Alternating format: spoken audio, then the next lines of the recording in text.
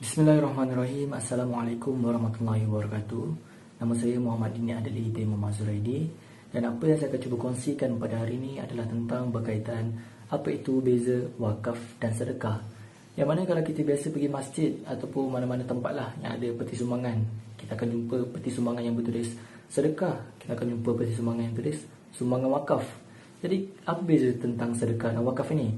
Jadi itu yang saya akan cuba kongsikan pada hari ini. Iaitu kita pergi kepada yang pertama, iaitu apa itu sedekah. Sedekah ini adalah satu pemberian yang mana kita boleh memberi apa-apa jua bentuk harta, tetapi mestilah dengan keikhlasan kita kepada Allah SWT. Dan siapa yang layak menerima sedekah ini? Kita boleh beri sedekah kepada iaitu golongan fakir miskin, golongan anak yatim, ataupun golongan-golongan yang memerlukan, yang mana ada kebakaran, kita boleh bagi duit sumbangan. Dan semestinya kita akan mendapat ganjaran pahala daripada Allah SWT.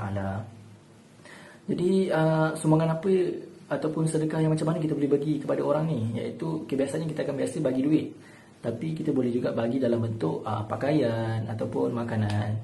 Jadi itulah sedekah. Dan seterusnya kita pergi kepada wakaf. Apa itu wakaf? Wakaf ini adalah suatu amalan menyerahkan ataupun pemberian harta juga, yang mana harta tersebut boleh dinikmati faedah dan manfaatnya, yang mana faedah dan manfaatnya adalah digunakan untuk kegunaan bersama.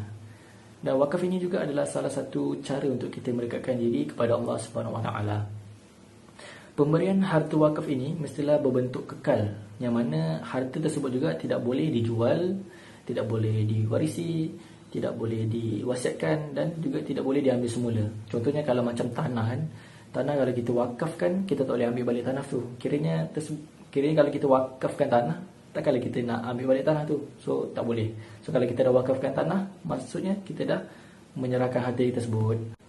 Kemudian ganjaran pahala bagi pewakaf ini akan sentiasa mengalir selagi mana harta yang diwakafkan itu masih boleh diambil manfaatnya. Contoh macam Al-Quran kan, kalau kita wakafkan Al-Quran dan budak-budak madrasah ataupun siapa yang membacanya di masjid ke, kan, kita akan dapat pahala juga. Dan para fuqaha ada juga mengatakan bahawa salah satu sedekah yang baik adalah sedekah dan berbentuk jariah, iaitu berkekalan. Sama seperti wakaf, iaitu sifatnya adalah berkekalan. Dan apa yang boleh saya katakan tentang perbezaan wakaf dan sedekah ini adalah terletak pada wakaf, yang mana wakaf ini adalah suatu infak yang menjanjikan ganjaran pahala yang berpanjangan. Dan wakaf juga boleh dilakukan dalam berbentuk tunai ataupun duit, yang mana kalau macam biasa kita tengok poster-poster kan, kita akan jumpa poster sumbangan wakaf Al-Quran, sumbangan wakaf pembinaan masjid, sumbangan wakaf pembinaan madrasah. Tetapi yang kita sumbangkan adalah duit, bukannya Al-Quran, bukannya bangunan kan. Boleh ke kan sumbang duit? Boleh. Duit tersebut akan ditukarkan kepada aset, dan aset tersebut contohnya macam Al-Quran tadi kan, duit yang kita sumbangkan akan ditukar pada Al-Quran, dan Al-Quran itu akan diguna pakai oleh orang awam ataupun siapa-siapa yang nak guna. Dan kalau macam masjid tu, duit tersebut akan ditukarkan kepada batu-bata, simen untuk pembinaan masjid. Dan pembinaan masjid itu telah siap, dan masjid itu telah didirikan, dan orang ramai boleh solat dalam tu, baca Quran. Dan pewakaf tersebut akan mendapat ganjaran pahala yang berpanjangan, iaitu pahala yang akan terus mengalir. Dan sumbangan wakaf sedekah ini juga boleh dilakukan oleh sesiapa sahaja, tidak kira kaum, bangsa ataupun agama. Dan sekiranya kalau ditanyakan kepada saya, yang mana lebih baik, sedekah atau wakaf, jawapannya adalah kedua-duanya adalah baik. Jadi bersedekahlah dan berwakaflah.